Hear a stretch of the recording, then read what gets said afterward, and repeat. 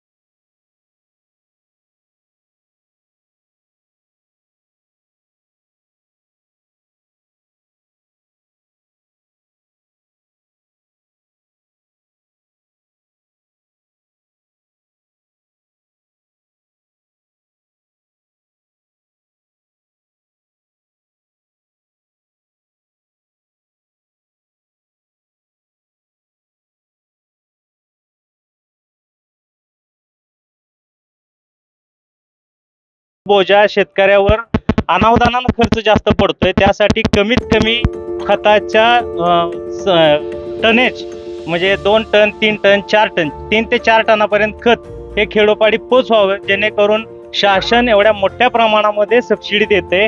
ते खत कमी ज्या दराची MRP आहे त्या खतावरती त्या पद्धतीनं त्या शेतकऱ्याला ते पोचवावं, अशा 3 मागण्या प्रामुख्याने आम्ही इथं मांडलेल्या आहेत.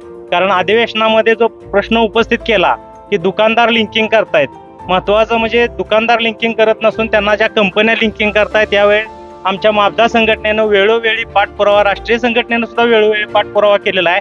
केंद्र शासन राज्य शासनाने पत्र व्यवहार कंपन्यांशी केलेला आहे, आदेश सुद्धा काढलेले आहेत की लिंकिंग करू नका, कारण मोठ्या प्रमाणावरती गव्हर्नमेंट या खतावरती सबसिडी देते का, तर आपला जो शेतकरी राज आहे त्याला कमीत कमी दरामध्ये आपलं खत हे उपलब्ध व्हावं आणि तो सधन व्हावा यासाठी. आणि या लिंकिंगमुळे होतंय काय साहेब की हे अनावधानानं वरून आलेलं मटेरियल आम्हाला शेतकऱ्याला द्यावं लागते, त्यामुळे ह्या रासायनिक खताची किंमत जास्त होतीये आणि ती शेतकऱ्याला पेलणं अवघड होते. त्यामुळे तक्रारी होत आहेत, गुन्हे दाखल होत आहेत, त्या दुकानदारांच्यावर होत आहेत, जे आमच्यावर लिंकिंग करतायत ती कंपनी मोकाट सुटलेली आहे. तर आमचं असं निवेदन आहे की त्या कंपन्यांवरती एक तर लिंकिंगची सक्ती व्हावी, नसेल तर दुकानदारांना लेखी पत्र द्यावं की वरून आलेलं मटेरियल खाली तुम्ही शेतकऱ्यांना देऊ शकता. ओके.